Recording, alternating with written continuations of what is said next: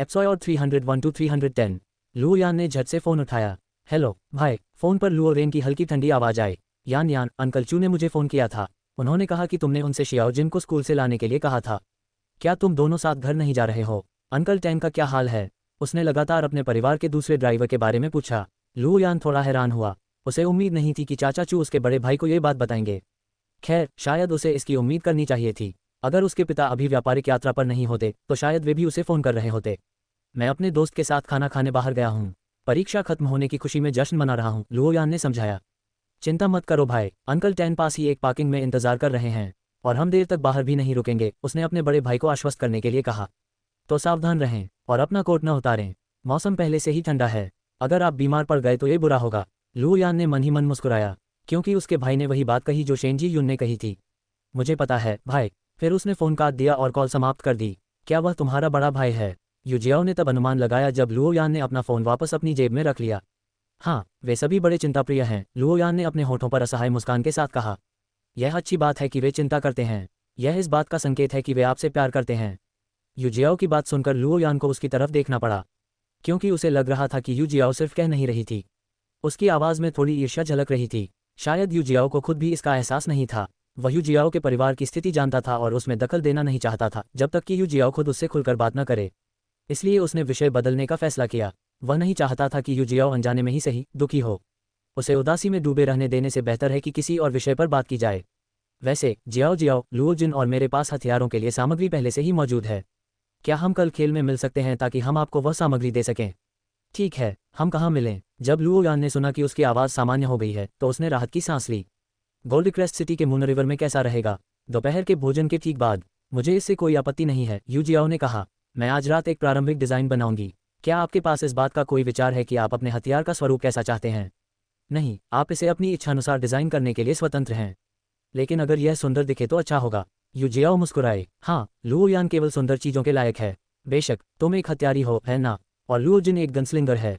हाँ, मैं 2 खंजर इस्तेमाल कर रहा हूँ और आह जिन 2 बंदूकें इस्तेमाल कर रहा है। उसने सिर हिलाया। मैं इस बात का ध्यान रखूंगी। मुझे आह जिन की सामग्रियों के बारे में पक्का पता नहीं है, लेकिन मेरे पास 2 बेहद अनोखी सामग्रियां हैं। एक है अम्बरा धातु, इससे बनी किसी भी चीज़ में छाया का गुण होगा। दूसरी सामग्री है शाश्वत कमल का मूल तत्व, इसमें समय को रोकने की क्षमता है। लुओ यान द्वारा बताए गए 2 अनूठे पदार्थों के बारे में सुनकर युजियाओ की आंखें चमक उठीं। हथियार के डिज़ाइन को लेकर कई विचार उसके मन में उमड़ रहे थे। ये वाकई अच्छे पदार्थ हैं। ऐसे पदार्थ मिलना मुश्किल है जिनमें विभिन्न तत्व समाहित हो सकें, और फिर भी तुम्हारे पास 2 हैं। तुम कमाल हो, यान। लुओ यान मुस्कुराया और अपनी छोटी सी छाती फुलाते हुए बोला, मुझे पता है। दोनों ने एक दूसरे की तरफ देखा और फिर एक साथ जोर से हंस पड़े। क्या आपने प्रमुख टीमों के लिए हथियार बनाए हैं? लुओ यान ने पूछने के बारे में सोचा। हाँ, प्रमुख टीमों से जुड़े अधिकांश खिलाड़ी खैर अमीर हैं, मुझे लगता है। इसलिए वे बहुत सारी अच्छी चीज़ें खरीद सकते हैं और वे आपकी फीस भी वहन कर सकते हैं। युजियाओ मुस्कुराए। वो भी? लुओ यान ने ओपेरा केक खाना समाप्त कर लिया। क्या आपको और चाहिए? मैं आपको अपना दे सकती हूँ, युजियाओ ने ब्लूबेरी चीज़ केक की प्लेट उसकी तरफ सरकाते हुए कहा। नहीं, मैं नहीं खा सकता। मुझे ज़्यादा मीठा खाने की इजाज़त नहीं है, आप समझ रहे हैं ना?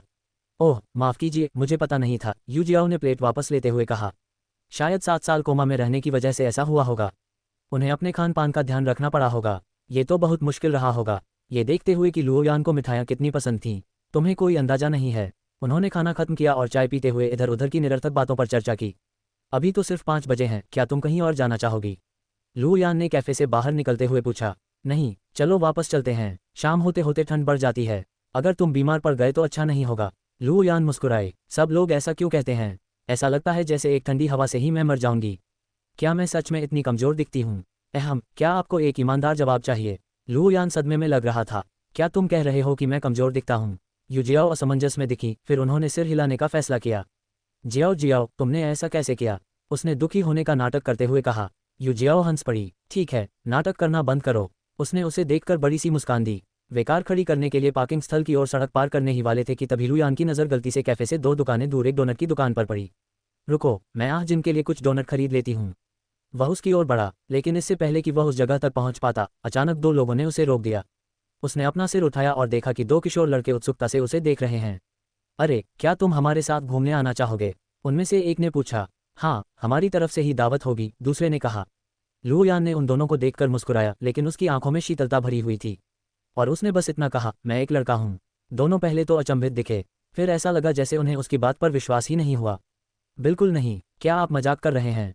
आपको इससे ज़्यादा विश्वसनीय बहाना सोचना होगा, एक ने कहा। शायद हमें उसकी पैंट के अंदर देखना चाहिए। ये छोटे बदमाश। लुओ यान अपने छोटे भाइयों को लात मारने ही वाला था कि किसी ने उसे पीछे खींच लिया। उसने अभी कोई प्रतिक्रिया नहीं दी थी कि उसने यू जियाओ को अपने सामने खड़ा देखा। दूर रहो, यू जियाओ ने दृढ़ स्वर में कहा। तुम्हें तो दूर रहना चाहिए। हाँ, हमने उसे सबसे पहले देखा था। फिर अचानक उन दोनों में से एक ने यू जियाओ को धक्का देकर एक तरफ कर दिया। लुयान को उम्मीद नहीं थी कि वे दोनों इतनी जल्दी हिंसक हो जाएंगे, इसलिए वह तुरंत प्रतिक्रिया नहीं दे पाया। यू जियाओ को जोर से धक्का लगा।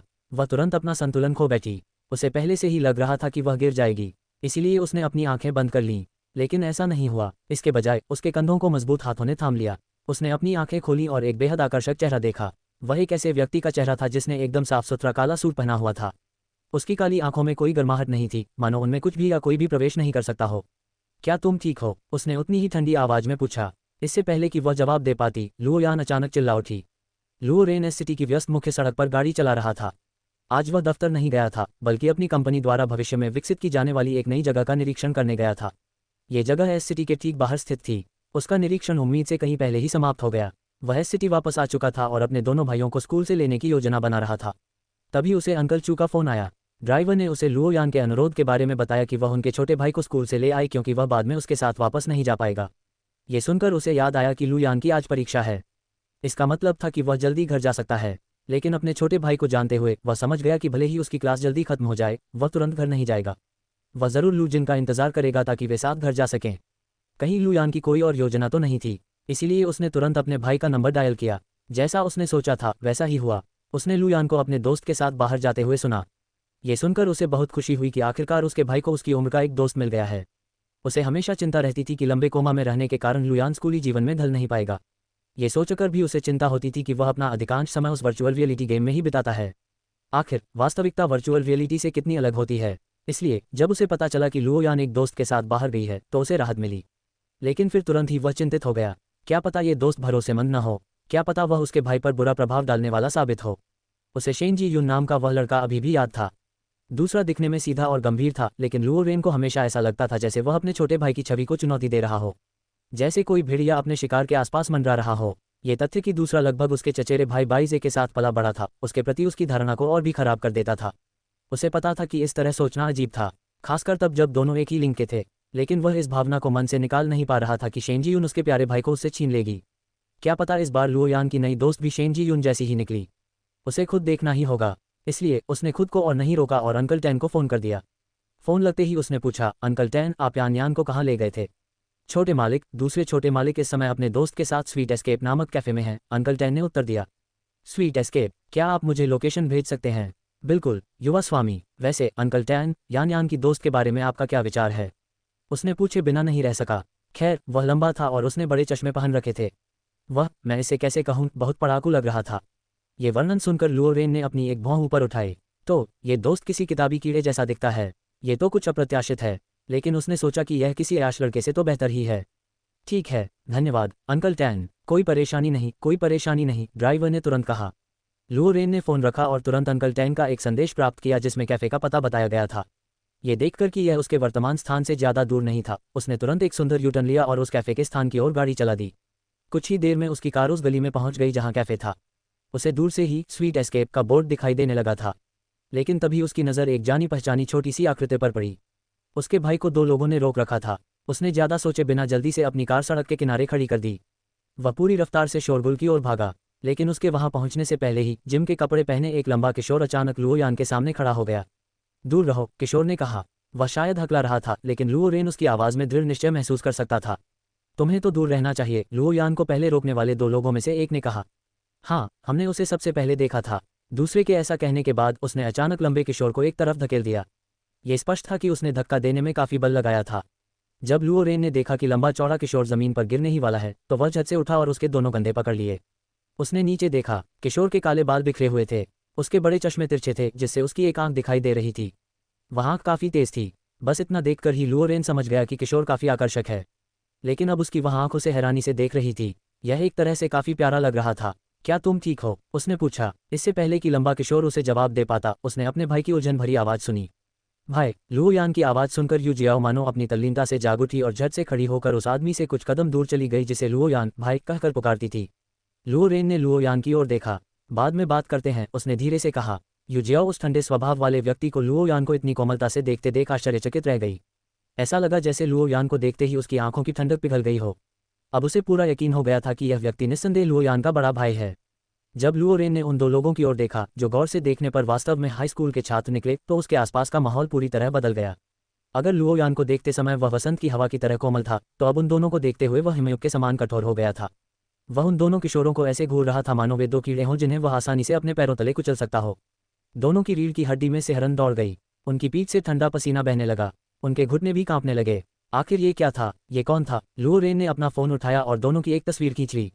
तुमने ऐसा क्यों किया? एक ने अपनी सारी हिम्मत जुटाकर पूछा। कुछ खास नहीं, मैं बस इस तस्वीर का इस्तेमाल तुम दोनों की पहचान पता लगाने के लिए करूंगा। फिर मैं तुम्हारे स्कूल को फ़ोन करके बताऊंगा कि तुम दोनों कितने अच्छे छात्र हो, लुओ रेन ने व्यंग्य से कहा। फिर वह मुस्कुराया, या कम से कम ऐसा लग रहा था जैसे वह मुस्कुरा रहा हो, अगर उसकी आंखों में छाई ठंडक न होती तो। मुझे लगता है कि तुम्हें परसों निलंबन की चेतावनी मिलेगी। इसके लिए तैयार रहना ही बेहतर है। शायद अगर तुम अपने स्कूल के प्रधानाचार्य के सामने खूब रोओगे तो वे तुम्हें जाने देंगे। तुम चलो चलते हैं। वैसे भी हमारे पास किसी पागल व्यक्ति से बात करने का समय नहीं है। दोनों में से एक ने अपने दोस्त को खींचते हुए कहा, और वे दोनों ऐसे भागे मानो उनका पीछा किसी पागल कुल्हाड़ीधारी हत्यारे ने किया हो। भाई, ये तो कमाल था, लुओ यान ने अपने बड़े भाई के आगे चलते हुए और उसे अंगूठा दिखाते हुए कहा। लुओ रेन ने अपने छोटे भाई के मुलायम बालों को धीरे से सहलाया। अगली बार जब ऐसे लोग तुम्हें रोकें तो तुरंत उनके गुप्तांगों पर लात मार देना। लुओ यान हंस पड़ी। मैं भी यही करने वाली थी। महान लोग एक जैसी सोच रखते हैं। तो फिर तुमने क्यों नहीं किया? लुओ रेन ने चिढ़ाते हुए पूछा। अपने भाई की बात सुनकर उसे बहुत मजा आया। मैं जाने ही वाला था, लेकिन मेरा रक्षक मेरी मदद के लिए आ गया, लुओ यान ने यू जियाओ के कंधे पर हाथ रखते हुए जवाब दिया। यह मेरी दोस्त जियाओ जियाओ है। जियाओ जियाओ, क्या ये लड़के के लिए बहुत ही स्त्री जैसा नाम नहीं है? लुओ रेन ने सोचा। लुओ यान द्वारा उसे अपना रक्षक बताने पर यू जियाओ का पूरा चेहरा अचानक लाल हो गया। वह घबरा गई। मैं नहीं, मेरा मतलब मैं, माफ कीजिए। लुओ रेन अपने सामने खड़े लंबे किशोर को घूर रहा था, जिसका चेहरा पके टमाटर की तरह लाल हो गया था। उसने देखा कि वह कैसे हकला रहा था और बेचैन हो रहा था। जाहिर है, यह एक बहुत ही अजीब किशोर था। वह ऐसे लोगों से निपटने में असमर्थ था, क्योंकि जैसे ही वे हकलाते वह तुरंत चिढ़ जाता और उनके बोलने से पहले ही चला जाता। उसका धैर्य बस कुछ चुनिंदा लोगों के लिए ही था, लेकिन किसी कारणवश उसे यह बच्चा परेशान करने वाला नहीं लगा। शायद इसलिए क्योंकि उसने उसे अपने भाई की रक्षा करते देखा था।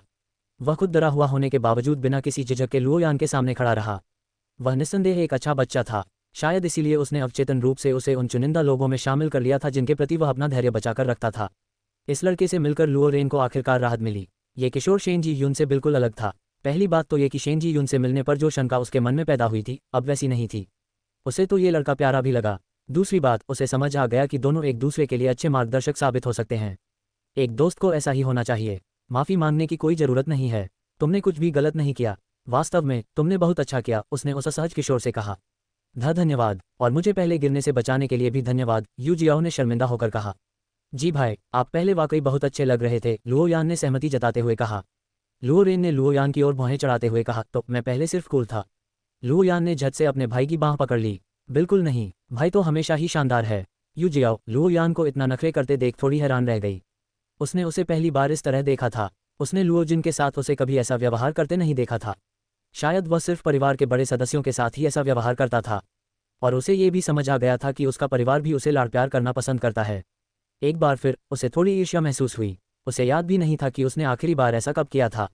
अगर वह अब भी ऐसा करती तो उसकी माँ शायद सोचती कि वह अजीब व्यवहार कर रही है। उसने अपना सिर हिलाया। यह इस बारे में सोचने या इस तरह महसूस करने का समय बिल्कुल नहीं था।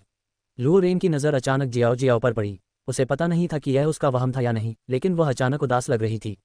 हालांकि ये क्षण भर के लिए ही था, फिर वह सामान्य हो गई। इसलिए उसने इस बारे में ज़्यादा नहीं सोचा। उसने अपना हाथ आगे बढ़ाया। वैसे मैं लुओ रेन हूँ, यान यान का बड़ा भाई। यू जियाओ ने हिचकिचाते हुए अपना हाथ आगे बढ़ाया।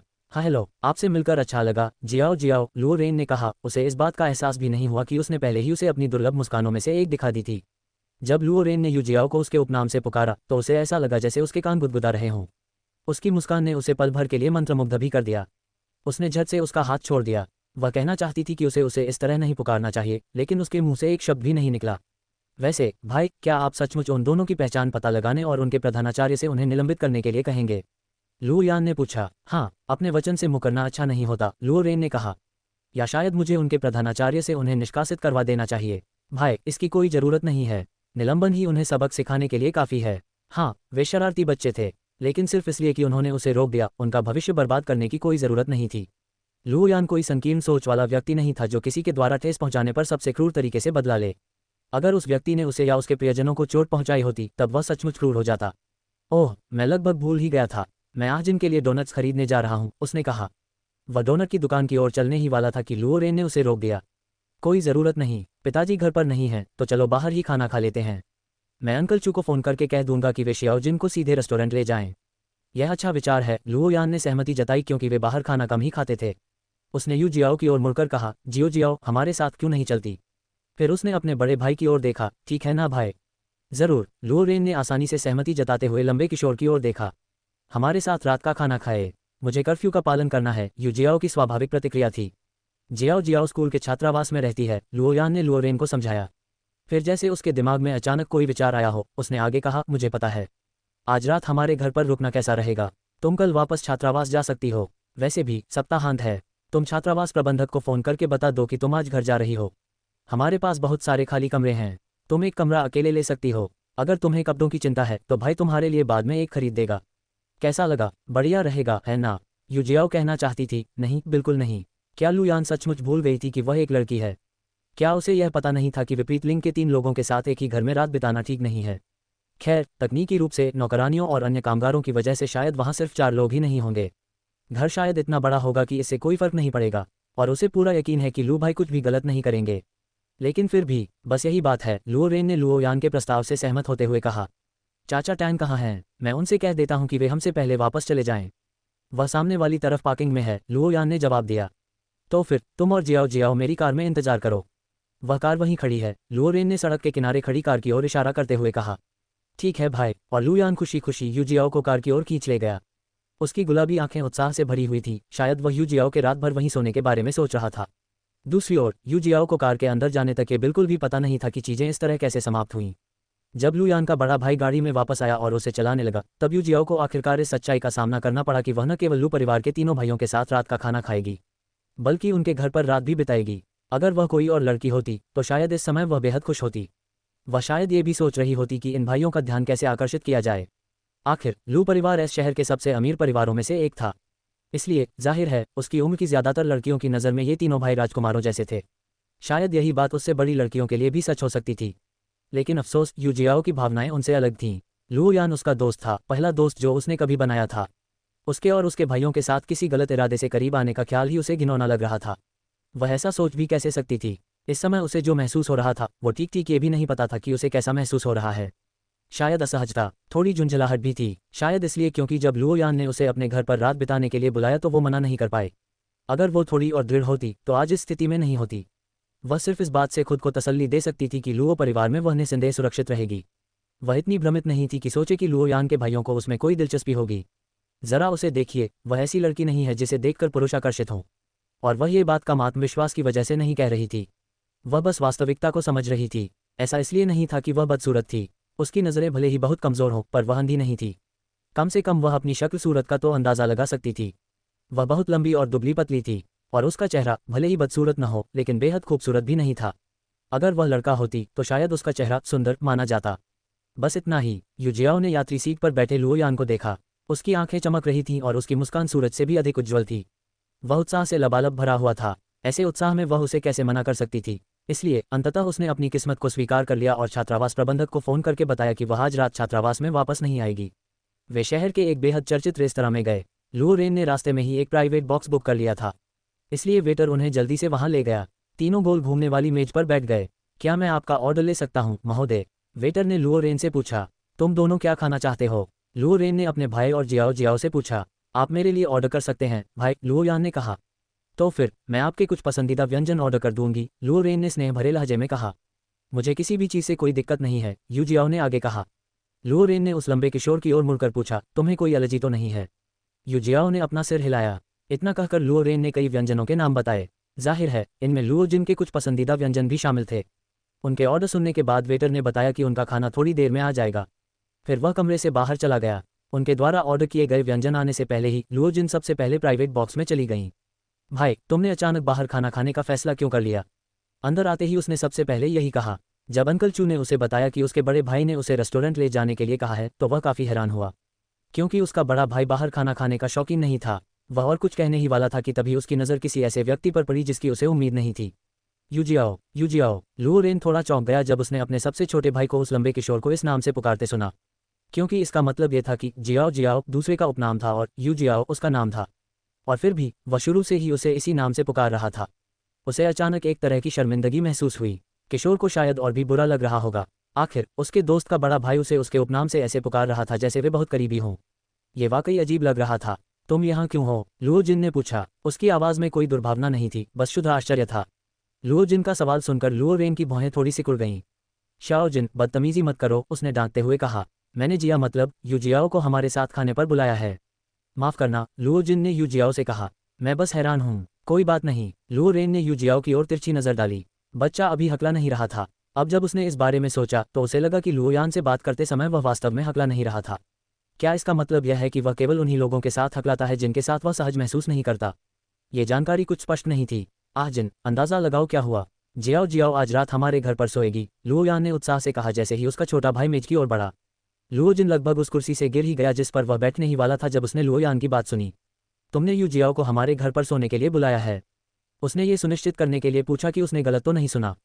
उनके दूसरे भाई ने खुशी से सिर हिलाया। लुओ जिन ने अविश्वास भरी निगाहों से अपने दूसरे भाई की ओर देखा, फिर अपना सिर अपने बड़े भाई की ओर घुमाया। भाई, तुमने सच में हाँ कर दी? हाँ, मैं क्यों नहीं करूँगा, लुओ रेन ने भौहें चढ़ाते हुए कहा। आज उसका छोटा भाई इतना बदतमीज क्यों हो रहा था? खैर, एक बात तो यह है कि इससे पहले कि लुओ जिन कुछ कह पाती कि ऐसा इसलिए है क्योंकि यू जियाओ एक लड़की है और नौकरानियों को छोड़कर उसे पुरुषों से भरे घर में सोने देना वास्तव में उचित नहीं है। कमरे का दरवाजा खुला और खाने की ट्रे लिए वेटर अंदर आए। यू जियाओ ने लुओ जिन के चेहरे के भावों पर एक नज़र डाली और तुरंत समझ गई कि वह क्या सोच रहा है। वह केवल एक बार फिर आह भरकर सोचने लगी, मैं तुम्हारी भावनाओं को समझती हूँ लुओ जिन, मैं तुम्हारी भावनाओं को समझती हूँ। यू जियाओ अपने सामने परी कथाओं के घर को निहार रही थी। ऐसा इसलिए नहीं था कि यह किसी परीख था कि किताब में दिखने वाली जंगल की झोपड़ियों जैसा दिखता था, बल्कि इससे वही एहसास होता था। इसे शब्दों में बयान करना मुश्किल है। आप जानते हैं कि कोई इमारत एक खास माहौल बना देती है। बस ये वैसा ही था। ये घर बनाने वाले की प्रतिभा का स्पष्ट प्रमाण था। लुओ परिवार की आर्थिक स्थिति को देखते हुए वह वास्तव में एक बहुत बड़े घर की उम्मीद कर रही थी, लेकिन उसने इतने खूबसूरत घर की उम्मीद नहीं की थी। ये घर पूरी तरह से पुरुषों के परिवार की छवि से मेल नहीं खाता था। खैर, लुओ यान को छोड़कर ये घर निश्चित रूप से उसके लिए उपयुक्त है। हमारे घर में आपका स्वागत है, जियाओ जियाओ, यू जियाओ के बगल में चलते हुए लुओ यान ने कहा। आप क्या सोचती हैं? ये खूबसूरत है, यू जियाओ ने ईमानदारी से कहा। वहां से गुजर रहे लुओ रेन ने यू जियाओ की बातें सुन लीं। उसने उस लंबे किशोर की ओर देखा और पाया कि वह घर को घूर रहा है, लेकिन उन बड़े चश्मों के कारण उसकी आंखें दिखाई नहीं दे रही थीं। उसने सोचा कि उसकी माँ द्वारा डिज़ाइन किए गए घर को घूरते हुए उसकी उन तीखी आंखों का क्या हाल होगा। क्या वे आश्चर्य से भरी होंगी, या शायद उनमें स्पष्ट विस्मय झलक रहा होगा। किसी कारणवश उसे अचानक उन चश्मों को उतारने की तीव्र इच्छा हुई। वह अपने ही विचारों से चौंक गया। फिर उसने अपना सिर हिलाया और लुओ जिन के पीछे पीछे घर के अंदर चला गया। यू जियाओ की पहले कही गई बात के जवाब में लुयान ने कहा, इसे हमारी माँ ने डिज़ाइन किया है। ये सुनकर यू जियाओ को थोड़ी हैरानी हुई, लेकिन फिर उसी समय उसे अचानक समझ में आ गया कि घर में इतना रोमांटिक और गर्मजोशी भरा माहौल क्यों था। क्योंकि घर की वास्तुकार ने डिज़ाइन में अपना प्यार डाला था। तो तुम्हारी माँ वाकई बहुत प्रतिभाशाली महिला थी। ये बेहद दुखद है कि ऐसी महिला इतनी जल्दी हमें छोड़कर चली गईं। गुइजू अकादमी के कई अन्य छात्रों की तरह यू जियाओ ने भी उस दुर्घटना के बारे में सुना था जिसके कारण लुओ यान कोमा में चले गए थे। उस दुर्घटना में उनकी माँ की भी मृत्यु हो गई थी। ये पूरे लुओ परिवार के लिए एक बहुत बड़ी त्रासदी थी। वह उनके दर्द की गहराई का अंदाजा भी नहीं लगा सकती थी। हाँ बिल्कुल, लुओ यान उससे मिलना चाहता था, लेकिन दुर्भाग्य से किस्मत ने उसे इसकी इजाज़त नहीं दी। चलिए अंदर चलते हैं, यू जियाओ ने सिर हिलाया। लुओ यान के इस विषय पर नाराज़गी जताने से पहले अंदर चले जाना ही बेहतर है। घर का इंटीरियर डिज़ाइन काफ़ी सरल था लेकिन बहुत ही सुरुचिपूर्ण था। इसका मतलब यह था कि अंदर के हर फर्नीचर को चुनने में बहुत सोच समझकर काम किया गया था। यू जियाओ, मैं तुम्हें तुम्हारे कमरे तक ले चलता हूँ। ये दूसरी मंजिल पर है, लुओ रेन ने रुकते हुए और उनकी ओर मुड़ते हुए कहा। उसने पहले ही नौकरानियों को फ़ोन करके दूसरी मंजिल के एक कमरे की सफाई करने के लिए कहा था। यू जियाओ ने अनजाने में लुओ यान की कमीज़ का किनारा पकड़ लिया। जाहिर है, लुओ रेन की नज़र इस हरकत पर पड़ी, मानो दूसरा उसे इशारों में बता रहा हो कि वह उसके साथ अकेले रहने में सहज महसूस नहीं कर रहा है। किसी तरह इस विचार से उसे भी असहजता महसूस हुई। लुओ यान ने तुरंत ही वातावरण में अचानक व्याप्त असहजता को भांप लिया। उसने नीचे यू जियाओ के हाथ को अपनी कमीज के किनारे को पकड़े हुए देखा, फिर अपने भाई के चेहरे पर बनी बनावटी मुस्कान को देखा। कोई बात नहीं भाई, मैं जियाओ जियाओ को कमरे में ले जाता हूँ, उसने कहा। मुझे पता है भाई, आज का दिन आपके लिए बहुत लंबा रहा है, आपको आराम करना चाहिए। ठीक है छोटे भाई। लुओ रेन के चेहरे पर आखिरकार सौम्य मुस्कान लौट आए। यू जियाओ का कमरा मेरे कमरे के बाईं ओर 2 दरवाजे छोड़कर है, लुओ यान ने सिर हिलाकर जवाब दिया। फिर लुओ रेन सीढ़ियों से चढ़कर दूसरी मंजिल पर चली गई। ठीक है, वो बड़ा दुष्ट भेड़िया अब चला गया है, उसने यू जियाओ से चिढ़ाते हुए कहा। यूजियाओ ने शर्मिंदा होकर लुओ यान की कमीज का किनारा छोड़ दिया। माफ़ करना, माफ़ी मांगने की कोई ज़रूरत नहीं है, उसने मुस्कुराते हुए कहा। तुम मेरे भाई से क्यों डर रहे हो? मुझे नहीं लगता कि वह इतना डरावना दिखता है। मैं उससे डरती नहीं हूँ। बस मुझे अभिभूत कर देती है। बेशक यूजियाओ ने यह बात नहीं कही। मुझे बस उसकी मौजूदगी की आदत नहीं है। मैं पहली बार मिलने वाले किसी भी व्यक्ति के साथ ऐसा ही व्यवहार करती हूँ। लेकिन केवल यूजियाओ ही जानती थी कि उसकी भावनाएं और लुओ यान को बताई गई बातें बहुत अलग थीं। उसे समझ नहीं आ रहा था कि इतना अंतर क्या हो सकता है। लुओ यान को यूजियाओ की बात पर कोई शक नहीं था। आखिर जब वे पहली बार मिले थे तब यूजियाओ ने भी ऐसा ही व्यवहार किया था। खैर, तुम्हें उससे डरने की जरूरत नहीं है। मैं तुम्हें यकीन दिलाती हूँ, मेरा भाई सबसे प्यारा, दयालु और सबसे कूल बड़ा भाई है। यूजियाओ ने सोचा, शायद वो कुछ चुनिंदा लोगों के साथ ही ऐसा व्यवहार करता है। उसने गौर किया था कि लुओ रेन अपने भाइयों के अलावा बाकी लोगों से कैसे पेश आता है। वो ज़्यादातर ठंडा व्यवहार करता था, दूसरों को अपनी नज़रों में आने देना भी उसे पसंद नहीं था। शायद उसकी ये दयालुता सिर्फ उसके प्रति इसलिए थी क्योंकि वो उसके छोटे भाई की दोस्त थी। वे सीढ़ियाँ चढ़कर दूसरी मंजिल पर पहुंचे और लुओ यान उसे एक कमरे में ले गई। लुओ यान ने दरवाज़ा खोला और वे अंदर चले गए। कमरे का आकार देखकर यूजियाओ थोड़ी हैरान रह गई। यह शायद छात्रावास में उसके कमरे से 3 गुना बड़ा था। क्या आपको वाकई कपड़े बदलने की ज़रूरत नहीं है? लुओ यान ने पूछा, क्योंकि इससे पहले यूजियाओ ने उन्हें कपड़े खरीदने से मना कर दिया था। मैं आज इनसे कपड़े उधार ले सकती हूँ। उसके पास बहुत सारे कपड़े हैं जो उसने अभी तक नहीं पहने हैं। अगर उसके कपड़े उसे फिट आते तो वह उसे अपने कपड़े ज़रूर उधार दे देता। लेकिन उसका शरीर लुओ जिन से मिलता जुलता था। उसने आह भरी। उसे ऐसा लग रहा था जैसे वह लड़की है और यूजियाओ लड़का। ये कितना दुखद था। कोई बात नहीं, कोई ज़रूरत नहीं है। यूजियाओ आज रात सिर्फ अंडरवियर में सो सकती है और कल फिर से जिम के कपड़े पहन लेगी। लुओ यान जानता था कि उसे मनाने का कोई फ़ायदा नहीं है। इसलिए वह चुपचाप लुओ जिन से कपड़े उधार लेगा और नौकरानियों में से किसी एक से यूजियाओ को भला भला। रात भर उन जिम के कपड़ों में यूजियाओ को बिल्कुल भी आराम नहीं मिलेगा। ठीक है, कल सुबह जल्दी उठने की कोशिश करना। मैं तुम्हें घर घुमाऊंगा। यूजियाओ मुस्कुराए। मैं करूंगी। अच्छी नींद लें। शुभ रात्रि। फिर लुओ यान बाहर निकली और सीधे लुओ जिन के कमरे में चली गई। इसी बीच लुओ रेन यूजियाओ को कपड़े देने के बारे में भी सोच रहा था। इसलिए तुरंत नहाने के बजाय उसने अपनी अलमारी से एक नया पजामा निकाला जिसे उसने अभी तक नहीं पहना था। यह शायद उसे थोड़ा बड़ा लगे, लेकिन यकीनन इसमें सोना उसके जिम के कपड़ों से कहीं ज़्यादा आरामदायक है। वह पजामा लेकर अपने कमरे से बाहर निकला। वह यूजियाओ के लिए निर्धारित अतिथि कक्ष की ओर चल पड़ा। उस समय वह किसी और बात में मग्न था, इसलिए उसने दरवाज़ा खटखटाना भूलकर सीधे दरवाज़ा खोल दिया। जब उसे अपनी गलती का एहसास हुआ तब तक वह दरवाज़ा तोड़कर अंदर घुस चुका था। फिर उसने कंधे उचकाते हुए सोचा, आखिर इससे क्या फ़र्क पड़ता है? आखिर दोनों लड़के ही तो हैं। तो वह बेशर्मी से अंदर चला गया। यूजियाओ। फिर कमरे के अंदर मौजूद व्यक्ति की हालत देखकर वह तुरंत रुक गया। यूजियाओ ने अपना बड़ा चश्मा उतार दिया जिससे उसकी तेज आंखें दिखाई दी। उसने जिम के कपड़े नहीं पहने थे। इसके बजाय उसने महिलाओं का बॉक्सर पहना हुआ था जिससे उसके लंबे पैर दिख रहे थे जो मानो कभी खत्म ही नहीं होते। उसका ऊपरी शरीर केवल एक पतली कमीज से ढका हुआ था जो उसके स्तनों की गोलाई को उभार रही थी। नहीं, यूजियाओ लड़का नहीं था। यूजियाओ स्पष्ट रूप से एक लड़की थी। लुओ रेन को ऐसा लगा जैसे उसका दिमाग बिल्कुल खाली हो गया हो। मुझे माफ़ करना, उसने एक रोबोट की तरह कहा। फिर वह कमरे से बाहर निकला और दरवाज़ा बंद कर दिया। एक पल बाद उसे अचानक महसूस हुआ कि उसका पूरा चेहरा गर्म हो गया है। इतना ही नहीं, उसका दिल भी बेतहाशा धड़क रहा था, मानो वह उसके शरीर से बाहर निकल आएगा। फिर अचानक उसे अपनी नाक से कुछ गर्म निकलता हुआ महसूस हुआ। उसने उसे छूने के लिए हाथ उठाया और जब उसने अपनी उंगली पर देखा तो उसे उस पर लाल रंग का धब्बा दिखाई दिया। उसकी आंखें चौड़ी हो गईं। उसे नाक से खून बह रहा है। लुओ यान लुओ जिन के कमरे से नए पजामे, एक नई कमीज और जीन्स लेकर बाहर निकला। वह नौकरानी को बुलाकर ये कपड़े यूजियाओ को देने की सोच रहा था। आखिर भले ही वे दोस्त थे, लेकिन यूजियाओ एक लड़की थी। उसे पहले ही समझ आ गया था कि यूजियाओ क्या सोच रही है, कि वह रात को अंडरवियर में सोएगी और कल फिर से जिम के कपड़े पहन लेगी। यह अनुमान लगाना ज़्यादा मुश्किल नहीं था। अगर वह उसकी जगह होता तो शायद वह भी यही करता। क्या पता वह पहले से ही बिना कपड़ों के हो। अगर वह अचानक उसके कमरे में घुस जाए तो बहुत शर्मनाक और अजीब स्थिति हो जाएगी। वह सीढ़ियों से नीचे उतरने ही वाला था कि तभी उसकी नज़र यूजियाओ के कमरे के सामने एक आकृति पर पड़ी। उसने मुड़कर देखा तो पाया कि वह उसका बड़ा भाई था। अचंभित होकर वह उसकी ओर बढ़ा। तभी उसने देखा कि लुओ रेन ने अपने चेहरे का निचला हिस्सा हाथ से ढका हुआ था। भाई, तुम वहाँ क्या कर रहे हो? उसने पूछा। लुओ यान की आवाज़ ने लुओ रेन के पहले से ही भटकते मन को पूरी तरह से वापस खींच लिया। वह अकड़कर अपने छोटे भाई की ओर मुड़ा। जैसे ही उसने ऐसा किया, उसे अपनी नाक में गर्म तरल की एक और लहर महसूस हुई। उसका पूरा शरीर फिर से जम गया। कमरे में जो कुछ उसने अभी देखा था वह उसके दिमाग में फिर से कौंध गया। उसने अपनी आंखें कसकर बंद कर लीं और उस छवि को अपने दिमाग के बिल्कुल पीछे धकेल दिया। भाई, लुओ रेन के तुरंत जवाब न देने पर लुओ यान ने फिर पुकारा। उसने अपने चेहरे पर से हाथ भी नहीं हटाया। तुमने अपना चेहरा क्यों ढका हुआ है? क्या तुम ठीक हो? लुओ रेन ने एक बार फिर अपने भाई की ओर देखा और फिर एक बहुत महत्वपूर्ण बात याद आई। ये दुखद घटना सिर्फ इसलिए घटी क्योंकि लुओ यान ने उसे यह नहीं बताया था कि यूजियाओ असल में एक लड़की थी। लुओ रेन के लिए कुछ और सोचना स्वाभाविक था। उसके छोटे भाई ने इतने आत्मविश्वास से अपने एक दोस्त को अपने घर पर रात बिताने के लिए आमंत्रित किया था। इससे उसकी यह गलतफहमी और गहरी हो गई कि दूसरा लड़का है। इसीलिए उसने खुशी खुशी लुओ यान के सुझाव को मान लिया। भला कौन किसी लड़की को लड़कों से भरे घर में स्लीप ओवर के लिए बुलाएगा? लगता है उसका भाई बुलाएगा। पहली बार लुओ रेन को लुओ यान के सिर पर एक थप्पड़ मारने का मन हुआ। आखिर ये लड़का सोच क्या रहा है? क्या 7 साल कोमा में रहने की वजह से उसे लिंग भेद का कोई ज्ञान ही नहीं रहा? क्या उसके लिए लड़के और लड़कियां एक जैसे ही हैं? लुओ रेन या उनके पिता को शायद उनके इस भाई से गंभीरता से बात करनी चाहिए, लेकिन अभी के लिए उन्हें पहले सफाई कर लेनी चाहिए। नाक में कुछ चिपचिपा सा महसूस होना बिल्कुल भी आरामदायक नहीं था। मैं ठीक हूँ, उसने कहा, अभी भी अपने आधे चेहरे को ढके हुए। फिर उसने लुओ यान के हाथ में पकड़े हुए कपड़े देखे। क्या ये शियाओ जिन के हैं? लुओ यान ने सिर हिलाया। मैं इसे जियाओ जियाओ को उधार देने की योजना बना रही हूँ। लुओ रेन ने भौहें चढ़ाईं।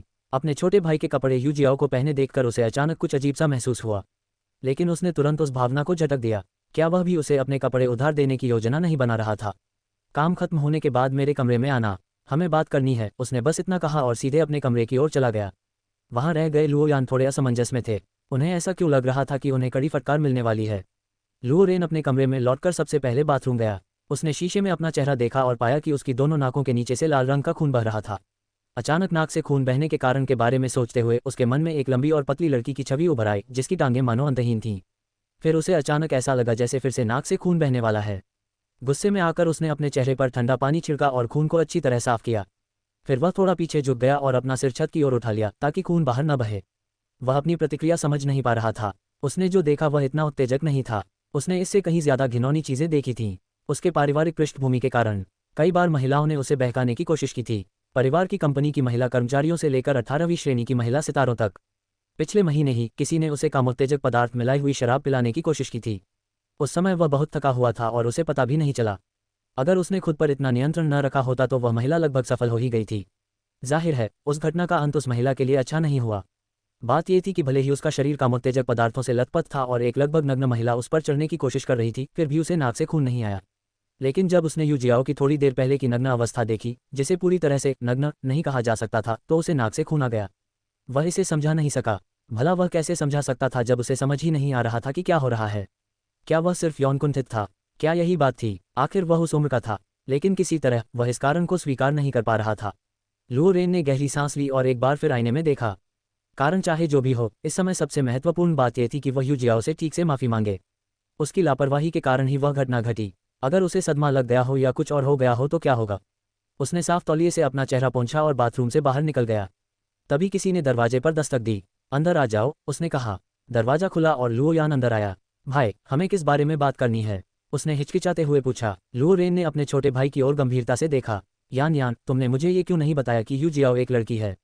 लुओ यान को उम्मीद नहीं थी कि उसका बड़ा भाई इस बारे में बात करना चाहता है।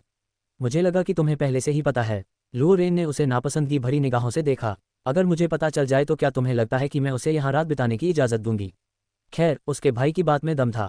लुओ यान को लगा था कि लुओ रेन को कोई आपत्ति नहीं है, इसीलिए वह मान गया। यह कोई हैरानी की बात नहीं है कि उसने यू जियाओ को लड़का समझा। आखिर यू जियाओ इतना लंबा और सुंदर था। अपने भाई के चेहरे पर मुझे ये पसंद नहीं वाले भाव को देखकर ऐसा लग रहा था कि डांट पड़ने की उसकी भविष्यवाणी जल्द ही सच हो जाएगी। लेकिन वह ऐसा होने कैसे दे सकता था? तो उसने झटपट अपने बड़े भाई की बांह पकड़ ली और नखरे दिखाने लगा। भाई, मुझे माफ कर दो प्लीज, नाराज मत होइए। मेरा ऐसा कोई इरादा नहीं था। जियाओ जियाओ स्कूल में मेरी पहली दोस्त है। मैं बस उसे अपना घर दिखाना चाहता था। क्या यह इतना गलत था? लुओ रेन ने लुओ यान के मासूमियत से भरे खूबसूरत चेहरे को निहारा और आह भरे बिना नहीं रह सका। वह अपने इस छोटे भाई पर गुस्सा नहीं कर सकता था। अगर वह रोने लगा तो क्या होगा? मैं तुमसे नाराज नहीं हूँ। मुझे बस उम्मीद है कि तुम भविष्य में फिर कभी ऐसा कुछ नहीं करोगे, उसने बस इतना ही कहा। ठीक है, मैं समझ गया भाई, लुओ यान ने बहुत ही आज्ञाकारी भाव से कहा। लुओ रेन ने उसके बालों को सहलाते हुए कहा, अपने कमरे में जाओ और सो जाओ। शुभ रात्रि भाई। बाहर जाने से पहले लुओ यान ने लुओ रेन को आखिरी बार गले लगाया। अपने भाई के कमरे से बाहर निकलते ही अचानक उसके मन में एक विचार आया। उसके बड़े भाई को कैसे पता चला कि यू जियाओ एक लड़की है? यू जियाओ ने कुछ पल तक बंद दरवाजे को घूर कर देखा, फिर उसे समझ आया कि क्या हुआ था। उसके बाद उसका पूरा चेहरा लाल हो गया। वह नीचे बैठ गई, मानो उसे कोई गड्ढा मिल जाए जिसमें वह छिप सके। वह अपनी शर्मिंदगी और अपमान की भावना को शब्दों में बयान नहीं कर सकती थी। वह अपने विचारों में इतनी डूबी हुई थी कि उसे अपने कमरे के बाहर बात कर रहे दोनों भाइयों की आवाज़ का एक अंश भी सुनाई नहीं दिया। इस समय उसके मन में बस एक ही बात चल रही है। उसकी सहेली के बड़े भाई ने उसे उसमें देख लिया। वह ये बात कह भी नहीं पा रही थी। लुओ रेन अचानक उसके कमरे में क्यों आया? उसे इसका कोई कारण समझ नहीं आ रहा था। उसके आते ही उसका पूरा शरीर जम गया और दिमाग बिल्कुल सुन्न हो गया। उसने अपना चेहरा घुटनों में छिपा लिया। अब वह उसका सामना कैसे करती? नहीं रुको, उसे ऐसा क्यों लग रहा था जैसे वह खुद को दोष दे रही हो? इसमें उसकी कोई गलती नहीं थी, ये लुओ रेन की गलती थी। अगर वह दरवाज़ा खटखटा लेता तो हम दोनों को बहुत शर्मिंदगी से बचा जा सकता था, लेकिन नहीं, वह तो सीधे अंदर घुस आया। कोई सोचेगा कि एक अमीर परिवार के बड़े बेटे में कम से कम इतनी तो अनुशासन होगी कि वह अपने कमरे के अलावा किसी और के दरवाजे पर दस्तक दे, लेकिन जाहिर है उसमें यह नहीं था। वह हताश और चिढ़ गई। उससे भी ज्यादा उसे बेहद शर्मिंदगी महसूस हुई, क्योंकि भले ही वह जानती थी कि इस घटना में उसकी कोई गलती नहीं थी, फिर भी वही थी जिसे अंडरवियर में देखा गया था। उसने गहरी सांस ली और खुद को शांत करने की कोशिश की। उसने बार बार खुद से कहा, कोई बात नहीं यू जियाओ, कोई बात नहीं, बस इसे ऐसे समझो कि वह तुम्हें स्विमसूट में देख रहा है। जो कुछ हुआ उससे उसे कुछ खास नुकसान नहीं हुआ। हाँ, उसने उसके पैर और हाथ थोड़े से देख लिए, पर इससे क्या फर्क पड़ता है। ऐसा तो नहीं कि इससे उसकी छवि खराब हो जाती। वैसे भी लुओ रेन की बेजान प्रतिक्रिया को देखकर लगता है कि उसने इस घटना पर ज्यादा ध्यान नहीं दिया। आखिर वह कोई देवी जैसी सुंदर तो नहीं है। दूसरे ने शायद उसे लड़की समझा ही नहीं, शायद सिर्फ वही इस बात से परेशान हो रही है। इस विचार से आखिरकार उसे शांति मिली। सब ठीक हो जाएगा, वह बस ऐसा दिखावा करेगी जैसे कुछ हुआ ही नहीं। जैसे ही वह उठी, दरवाजे पर दस्तक सुनाई दी। इससे वह पूरी तरह चौंक गई और लगभग उछल पड़ी। उसका पहला ख्याल यही था कि लुओ रेन फिर से वापस आ गया है। इससे उसका दिल, जिसे उसने बड़ी मुश्किल से शांत किया था, फिर से बेकाबू होकर धड़कने लगा। का कौन? उसने सबसे पहले पुकारा। मैडम, हमारे दूसरे छोटे मालिक ने मुझे आपके लिए कपड़े बदलने के लिए कहा है। बाहर से एक महिला की आवाज़ आई। युजियाओ को तुरंत समझ आ गया कि बाहर खड़ी महिला कोई नौकरानी होगी। आखिरकार उसने अपनी चिंता दूर कर ली। वह दरवाजा खोलने ही वाली थी कि उसे एहसास हुआ कि वह अभी भी अपने अंतर्वस्त्रों में है। कृपया प्रतीक्षा कीजिए, उसने कहा। फिर वह बाथरूम में गई और बाथरोब ढूंढने लगी। जब उसे बाथरोब मिल गया तो उसने उसे पहन लिया और जल्दी से दरवाजे की ओर चल पड़ी। उसने दरवाजा खोला और जैसा उसने सोचा था, बाहर नौकरानी की वर्दी पहने एक महिला खड़ी थी। युजियाओ के लिए कपड़े लेकर आई नौकरानी दूसरे छोटे मालिक की मेहमान को देखकर थोड़ी हैरान रह गई। जब उसे पता चला कि मेहमान एक लड़की है तो उसके मन में कई तरह के विचार आने लगे। उनमें से एक ये भी था कि शायद दूसरे छोटे मालिक को किसी लड़की ने बहला फुसला लिया है। लेकिन जब दूसरे छोटे मालिक ने उसे मेहमान के लिए कपड़े लाने को कहा तो वह असमंजस में पड़ गई, क्योंकि दूसरे छोटे मालिक ने जो कपड़े दिए थे वे साफ तौर पर एक लड़के के लिए थे। लेकिन अब मेहमान को अपनी आंखों से देखकर उसे आखिरकार समझ आ गया। उसके सामने खड़ा व्यक्ति लंबा था, उसके बाल बिखरे हुए काले थे और आंखें तेज थीं। अगर उसे पहले से पता न होता कि यह मेहमान एक लड़की है तो वह निश्चित रूप से दूसरे को एक लड़का समझती। वास्तव में एक बहुत ही सुंदर लड़का। उसे अभी भी अपना काम करना था, इसलिए वह जल्दी से अपने सदमे से उबर गई और उसने कपड़े मेहमान को दे दिए। युजियाओ ने उसे लिया और नौकरानी को धन्यवाद कहकर दरवाजा बंद कर दिया। उसने ताला लगाना नहीं भूला। उसने अपने हाथ में पकड़े कपड़ों पर नजर डाली। एक पजामा था और दूसरा कमीज और जीन्स। हालांकि लुओ यान की इस नेक भावना से वह भावुक हो गई थी, फिर भी उसका मन कर रहा था कि वह उसके गालों को तब तक दबाए जब तक वे लाल और फूल न जाएं।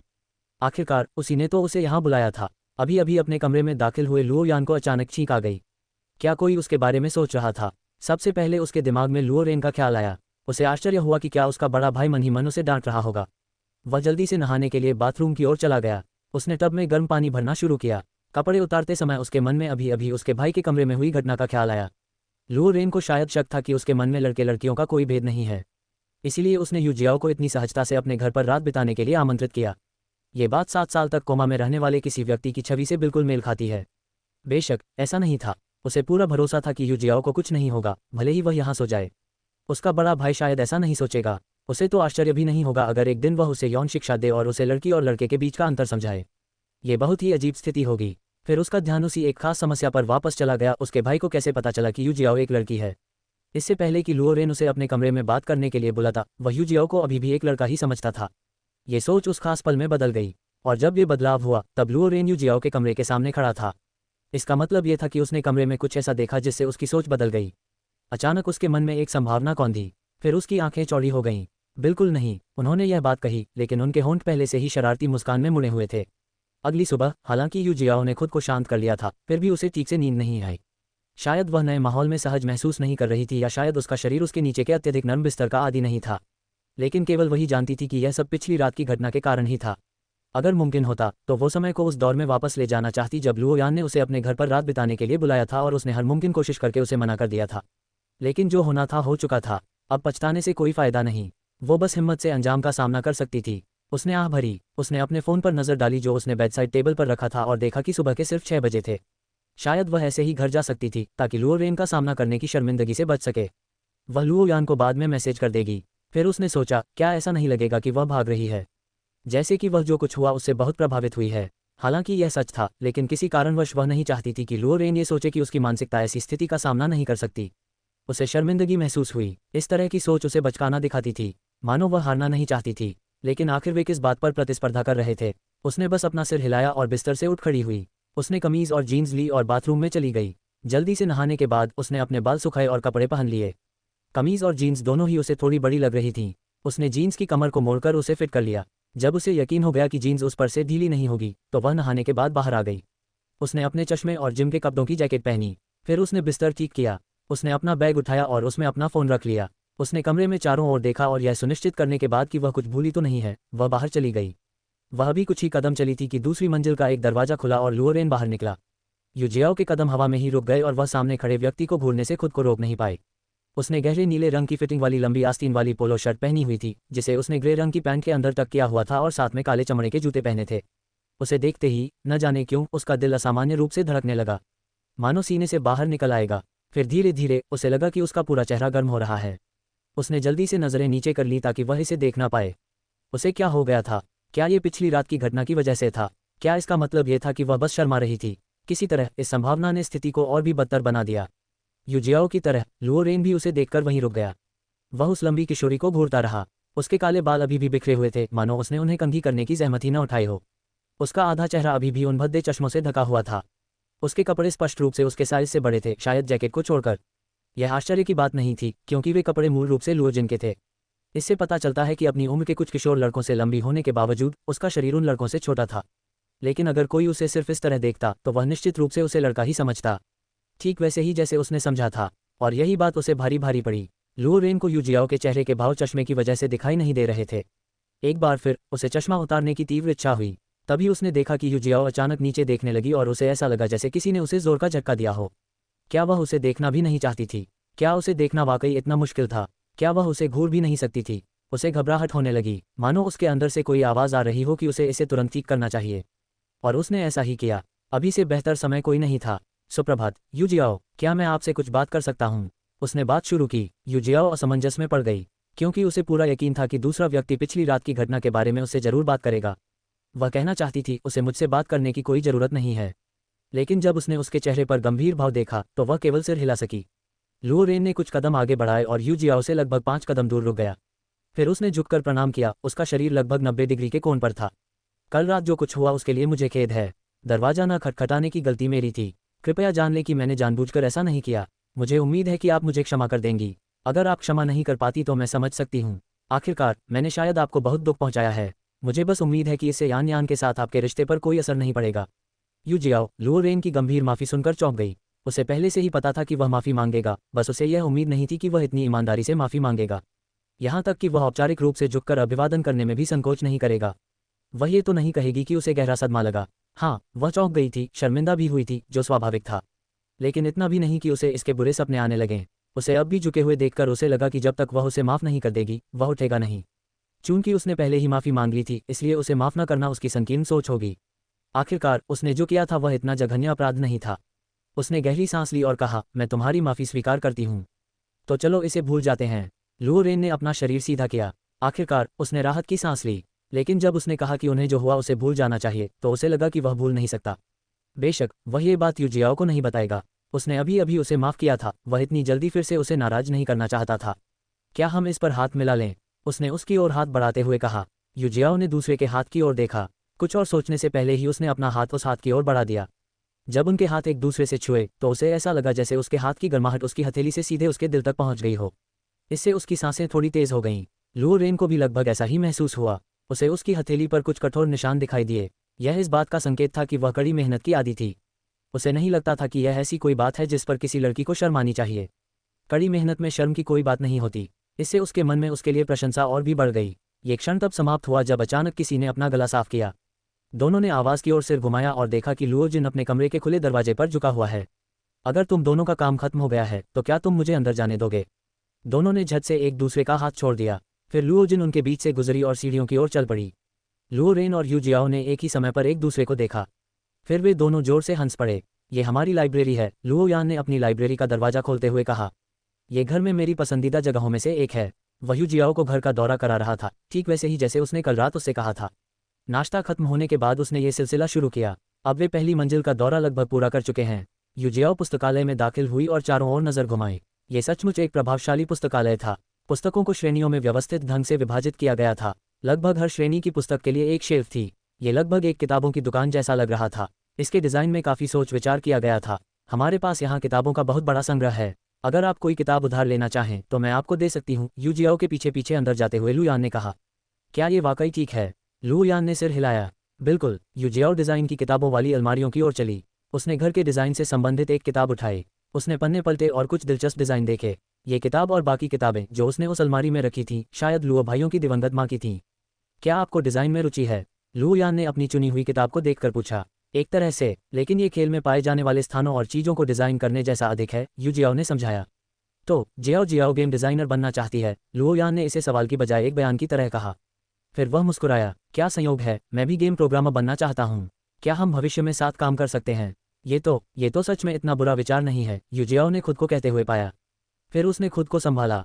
वह ऐसा क्यों कह रही थी? लू यान शायद उससे मजाक कर रही थी। इसे गंभीरता से लेना उसकी मूर्खता है। मैं सच में गंभीर हूँ, लुओ यान ने मानो उसके मन की बात पढ़ ली हो कहा। मैं अगले साल की यूनिवर्सिटी जाने की योजना बना रही हूँ। वहाँ कंप्यूटर साइंस का प्रोग्राम काफ़ी अच्छा है। आपका क्या विचार है? यू जियाओ को अभी भी थोड़ा आश्चर्य हुआ जब उसने सुना कि लुओ यान ने कहा कि वह वास्तव में भविष्य में उसके साथ काम करने पर विचार कर रहा है। फिर उसने अचानक इस तरह से विषय बदल दिया कि उसे जवाब देने में काफ़ी समय लग गया। फिलहाल मेरे पास दो विकल्प हैं, टी यूनिवर्सिटी और एफ यूनिवर्सिटी। एफ यूनिवर्सिटी भी अच्छी है। फिर लुओ यान ने उसकी तरफ देखकर चिढ़ाते हुए कहा, भाई ने इसी साल वहाँ से ग्रेजुएशन किया है। यू जियाओ ने पलकें झपकाईं। उसे समझ नहीं आ रहा था कि लुओ यान ने अचानक अपने भाई के बारे में आखिरी बात क्यों कही। लेकिन इस वजह से लुओ रेन की छवि एक बार फिर उसके दिमाग में आ गई। हालांकि पिछली रात जो हुआ था उससे वह अभी भी शर्मिंदा थी, लेकिन उसके माफ़ी मांगने से वह भावना लगभग खत्म हो गई थी। अब वह शायद बिना किसी झिझक के उसका सामना कर सकती थी। मैं समझ गई, उसने बहुत सारे सम्मानों के साथ स्नातक की उपाधि प्राप्त की होगी, उसने बस इतना ही कहा। हाँ, मेरा बड़ा भाई वाकई बहुत अच्छा है। क्या तुम भी ऐसा नहीं सोचती? Xiao Xiao. यू जियाओ पहले तो थोड़ी उलझन में पड़ गई, क्योंकि उसे अभी भी लग रहा था कि वह उसे चिढ़ा रहा है। लेकिन वह ऐसा क्यों करेगा? यू जियाओ सही थी, लुओ यान सचमुच उसे चिढ़ा रहा था। जब उसे पता चला कि उसके भाई को कैसे पता चला कि यू जियाओ एक लड़की है, तो उसे अपने बड़े भाई को चिढ़ाने की तीव्र इच्छा हुई। बेशक वह यू जियाओ को इस बारे में नहीं चिढ़ाएगा। वह एक लड़की है, किसी लड़की के साथ ऐसा होना निश्चित रूप से शर्मनाक होता है। इसलिए उसने आज सुबह ही अपने बड़े भाई को चिढ़ाने की योजना बनाई थी। लेकिन किसने सोचा होगा कि नाश्ते के दौरान उसे इतनी दिलचस्प चीज़ देखने को मिलेगी। उसका शांत स्वभाव वाला बड़ा भाई जो अपने परिवार के सामने हमेशा मुस्कुराता रहता था, यू जियाओ के प्रति इतना ध्यान और स्नेह दिखा रहा था। पूरे नाश्ते के दौरान वह उसे समय समय पर अलग अलग व्यंजन परोसता रहा। ये देखकर लुओ जिन की आंखें फटी रह गईं। लुओ यान को हैरानी तो हुई, लेकिन ये तो बस शुरुआत थी। जल्द ही उसे ये सब मनोरंजक लगने लगा, क्योंकि लुओ रेन के व्यवहार को देखकर ऐसा लग रहा था कि उसे यू जियाओ में दिलचस्पी हो गई है। और इसका कारण शायद पिछली रात उन दोनों के बीच जो कुछ हुआ वही हो। अगर उसका अनुमान सही था और लुओ रेन को यू जियाओ के असली लिंग का पता गलती से उसे बिना कपड़ों के देखने से चला, तो क्या इसका मतलब यह नहीं होगा कि वह उसके शरीर की ओर आकर्षित हो गया? उसने मुस्कुराते हुए कहा, अरे वाह बड़े भाई, मुझे विश्वास नहीं हो रहा कि तुम में ये पहलू भी है। लेकिन लुओ रेन को जानते हुए, जिसने अपने 22 साल के जीवन में कभी कोई गर्लफ्रेंड नहीं बनाई, शायद उसे अभी तक अपनी भावनाओं का एहसास नहीं हुआ था। ये भी संभव है कि उसके मन में ये सिर्फ एक अस्थायी रुचि हो। लेकिन जो भी हो, लुओ यान को यह प्रगति अच्छी लगी। इसलिए आज से उसने फैसला किया कि वह समय समय पर यू जियाओ के सामने अपने बड़े भाई की प्रशंसा करेगा। इससे उसके भाई की लोकप्रियता बढ़ेगी। इस तरह अगर वह कभी उससे अपने प्यार का इजहार करने का फैसला करता है तो उसकी सफलता की संभावना भी बढ़ जाएगी। वह कितना अच्छा भाई था, उसे खुद को शाबाशी देने का मन कर रहा था। खैर, मुझे लगता है कि वह वाकई बहुत बुद्धिमान होगा। यू जियाओ ने लुओ यान की पहले कही बात का जवाब देते हुए केवल इतना ही कहा। हाँ, मेरा भाई न केवल बुद्धिमान है बल्कि बहुत जिम्मेदार भी है। इतना ही नहीं, देखने में भले ही ऐसा न लगे, लेकिन असल में वह बहुत दयालु है। सबसे बढ़कर वह बेहद आकर्षक भी है। हालांकि वह अपने रोजाना पहने जाने वाले सूट के नीचे दुबला पतला दिखता है, लेकिन मैं आपको यकीन दिलाती हूँ कि उसके अंदर पूरी तरह से गठीले शरीर हैं। संक्षेप में, वह एकदम परफेक्ट है। यू जियाओ को समझ नहीं आ रहा था कि इसका क्या जवाब दे। उसे ये भी नहीं पता था कि लुओ यान उसे ये सब क्यों बता रहा है। ऐसा लग रहा था जैसे वो कोई विज्ञापन कर रहा हो और लुओ रेन उसका प्रोडक्ट हो। तो क्या इसका मतलब ये था कि वो अपने बड़े भाई को उसे बेचना चाहता था? उसने इन विचारों को मन से निकालने के लिए अपना सिर जोर से हिलाया। आखिर उसके विचार इस तरफ कैसे मुड़ गए? मैं ये किताब उधार लेने जा रही हूँ, उसने अचानक विषय बदलते हुए कहा। चलिए अगली जगह चलते हैं। फिर लुओ यान के जवाब का इंतजार किए बिना वह पुस्तकालय से बाहर चली गई। लुओ यान उसकी पीठ को घूरता रहा और सोचने लगा कि कहीं वह कुछ ज्यादा तो नहीं कर रहा। वह उसके पीछे जाने ही वाला था कि उसका फ़ोन बज उठा। उसने जेब से फ़ोन निकाला और देखा कि शेन जी यून की तरफ से वीडियो कॉल का अनुरोध था। लुओ यान ने अनुरोध स्वीकार करने में ज़रा भी संकोच नहीं किया। शेन जी यून का सुंदर चेहरा तुरंत स्क्रीन पर दिखाई दिया। उसने पृष्ठभूमि में कुछ पत्तियों और कुछ शाखाओं को तुरंत देखा। भाई जी यून, क्या आप पेड़ की चोटी पर बैठे हैं? उसने पूछे बिना नहीं रह सका। हाँ, शेन जी यून ने जम्हाई लेते हुए जवाब दिया। मैं अपनी अगली क्लास के लिए थोड़ा जल्दी आ गई थी, इसलिए मैंने थोड़ी देर झपकी लेने का सोचा। लेकिन मुझे नींद नहीं आई, इसलिए मैंने आपको फ़ोन कर दिया। हो सकता है कि अगर तुम झपकी लेने के लिए कोई अधिक आरामदायक जगह चुन लो तो तुम्हें तुरंत नींद आ जाए, लुओ यान ने मजाक भरे लहजे में कहा। लेकिन यह आरामदायक है, लुओ यान मुस्कुराया। यह उसे उनकी पहली मुलाकात की याद दिला रहा था। शेन जी यून अचानक पेड़ से कूदकर उस बदतमीज से निपटने में उसकी मदद करने आई थी। शायद वह भी उस समय झपकी ले रहा था। जी हाँ, भाई जी यून एक वन अप्सरा की तरह है जिन्हें पेड़ों पर लटकना पसंद है, उन्होंने कहा। क्या ये तुलना थोड़ी गलत नहीं है? किस तरह से? क्योंकि क्या बंदर ही पेड़ों पर लटकना पसंद नहीं करते? शेन जी यून ने गंभीर भाव से जवाब दिया। लुओ यान को समझ नहीं आ रहा था कि उसे हंसना चाहिए या रोना चाहिए। सच में, कहने के लिए इतनी सारी बातें थीं और उसने ये बात ऐसे कही जैसे वो मजाक नहीं कर रहा हो। खैर, उसे जानते हुए शायद वो सच में मजाक नहीं कर रहा था। भाई जी यून, आप जैसे सुंदर व्यक्ति की तुलना बंदर से नहीं की जा सकती, उन्होंने उतने ही गंभीर लहजे में ये भी कहा। फिर उसने देखा कि स्क्रीन के दूसरी तरफ बैठा व्यक्ति एकदम स्तब्ध रह गया, मानो उसकी नींद भी गायब हो गई हो। फिर भले ही दूसरे व्यक्ति ने इसे छिपाने की कोशिश की, लुओ यान ने फिर भी देखा कि उसके गालों पर हल्की सी लाली छाई हुई थी। यान यान को लगता है कि मैं सुंदर हूँ? शेन जी यून ने बिना किसी भाव के पूछा, लेकिन लुओ यान की नज़रों में वह एक शर्मीली युवती की तरह लग रहा था। बिल्कुल उन एनीमे लड़कियों की तरह जो हीरो से पूछते समय बेचैन हो जाती हैं, क्या आपको लगता है कि मैं सुंदर हूँ? उन्होंने अभी अभी कहा। मुझे यकीन है कि भाई जी यून खुद को आईने में देखकर तुरंत जवाब जान लेंगे, लेकिन मैं ये बात यान यान से सुनना चाहता हूँ, शेन जी यून ने रूठते हुए कहा। लुओ यान अपनी मुस्कान मुश्किल से रोक पा रहा था। क्या इस लड़के की अयाशी वाली आदतें फिर से जाग उठी थीं? या शायद फ़ोन पर बात करने की वजह से ही उसमें कुछ ज़्यादा ही हिम्मत आ गई थी, क्योंकि वे आमने सामने नहीं थे। उसे अचानक उसे धमकाने का मन कर रहा था। ये ठीक नहीं कि शेन जी यून उसे बिना जाने ही इतने घातक हमले कर रही थी। तो उन्होंने स्क्रीन की ओर देखकर मुस्कुराते हुए कहा, भाई जी यून बहुत ही सुंदर हैं। लेकिन उसे खुद इस बात का एहसास नहीं था कि उसकी मुस्कान उसकी असली मुस्कान थी, इसलिए उसकी घातकता और भी अधिक थी। इसलिए इसमें कोई आश्चर्य नहीं कि शेन जी यून का पूरा चेहरा लाल हो गया। लुओ यान को अपने हमले की सफलता पर खुश होना चाहिए था, लेकिन दूसरे के बेहद लाल चेहरे को देखकर उसका दिल बेचैन हो गया। इसके बाद दोनों में से किसी ने भी बात नहीं की, जिससे माहौल एकदम शांत हो गया। इस स्थिति को बदलने के बारे में सोचते सोचते अचानक पुस्तकालय का दरवाजा खुला और एक आवाज़ ने उनकी बातचीत को बाधित करते हुए उस शांत माहौल को तोड़ दिया।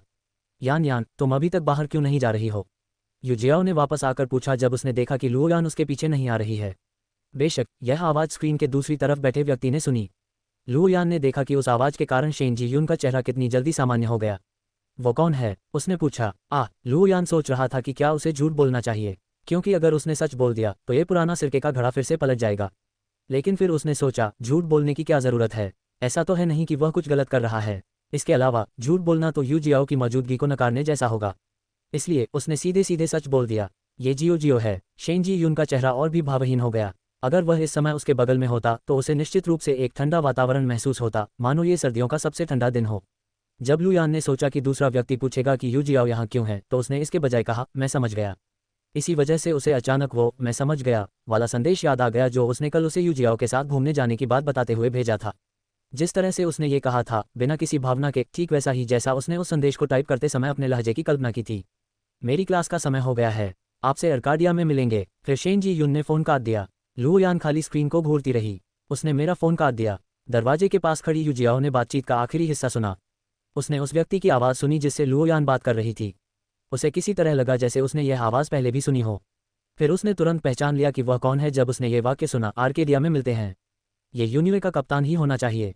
उसे उम्मीद नहीं थी कि लुओ यान और उस टीम के कप्तान इतने करीब होंगे कि वीडियो कॉल पर बात करेंगे। खैर, अगर वह इस बारे में सोचती तो एक ही टीम में होने के बावजूद उनका इतना करीब न होना कहीं ज़्यादा अजीब होता। लुओ यान को वहाँ खाली चेहरे के साथ अपने फ़ोन की स्क्रीन को घूरते हुए देखकर वह खुद को रोक नहीं पाए और उसने पूछा, यान यान, क्या तुम ठीक हो? क्या मैंने तुम्हारी कॉल में दखल दिया? यू जियाओ की आवाज़ से मानो लुओ यान जाग उठा। शेन जी यून के फ़ोन काट देने से वह अभी भी थोड़ा सदमे में था। ठीक है, उसने सचमुच फ़ोन काटा तो नहीं था। आखिरकार उसने अलविदा तो कहा था, लेकिन उसके ठंडे रवैये से ऐसा लग रहा था जैसे अलविदा ही कहा हो। उसने अपना फ़ोन वापस जेब में रखा और यू जियाओ की ओर मुड़ा। नहीं, कोई बात नहीं। वह उसके बगल में चलने लगा। चलिए अपना भ्रमण जारी रखें। ठीक है। जब वे पुस्तकालय से बाहर निकले तो उनके मन में केवल एक ही विचार था, वह आदमी रूठा तो नहीं होगा, है ना? आगे की कहानी सुनाने के लिए वी एम स्टोरी वर्ल्ड को सब्सक्राइब करो।